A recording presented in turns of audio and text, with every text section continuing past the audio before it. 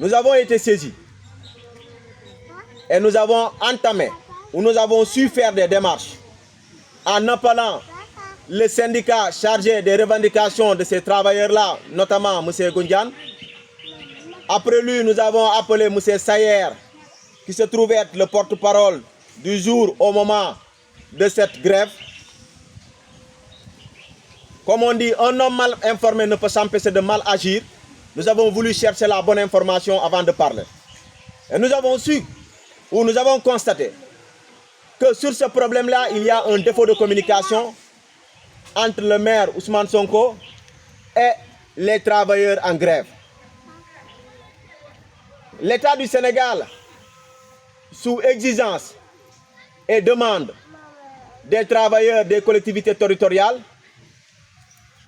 qui ont voulu avoir des augmentations de salaire comme tout bon travailleur. Parce qu'il faut comprendre une chose, chaque travailleur voudrait avoir des conditions améliorées ou des conditions de vie améliorées. C'est pour cela que vous allez voir que un peu partout dans le pays, les travailleurs demandent une augmentation de salaire. Pourquoi? Parce que c'est le monde qui évolue. Quand le monde évolue, les salaires doivent évoluer. Et donc, à cela, les travailleurs sont partis en grève. Malheureusement, il y a eu incompréhension. Et de cette incompréhension, nous avons entendu. Le maire a parlé de ponction sur les salaires des travailleurs en grève. Nous voudrions dire au maire de ne pas observer ou de ne pas ponctionner les salaires des travailleurs. Parce que le travailleur n'a que ça. Les revendications font partie du quotidien des travailleurs. Parce qu'on ne peut pas se suffire du peu, ni se suffire parce que les conditions bougent, les conditions évoluent, le monde évolue. Et nous avons entendu le ministre des collectivités territoriales, notamment M. Mamadou Talla, dire qu'ils sont sensibles à la préoccupation des collectivités, des travailleurs des collectivités territoriales. Et qu'ils sont en négociation, en dialogue pour aider les mairies ou les municipalités qui ne peuvent pas honorer cela ou qui se trouvent dans l'incapacité de pouvoir faire cette augmentation-là.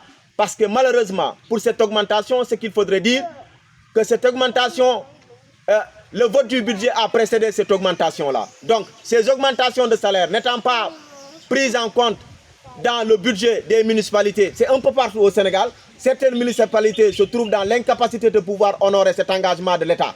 Mais l'État a voulu, comme nous sommes tous des Sénégalais, l'État a voulu prendre au sérieux ce problème-là, en quoi faisant, en aidant les municipalités qui sont dans ce problème. Et nous demandons au maire de Ziguinchor d'écrire dans ce sens au ministre des collectivités territoriales pour lui montrer qu'aussi, à l'égard de toutes les autres municipalités qui sont dans l'incapacité de pouvoir honorer cet engagement de l'État, de demander une aide. Parce qu'il ne saurait avoir de dualité. Les mairies sont des dénombrements de l'État. Et qu'aussi nous interpellons l'État dans ce sens, qu'il n'y a pas de mairie de l'opposition ou de mairie du camp du pouvoir. Toutes les mairies se valent, il n'y a pas de mairie différente où il n'y a pas de mairie que l'État ne pourrait pas venir en aide.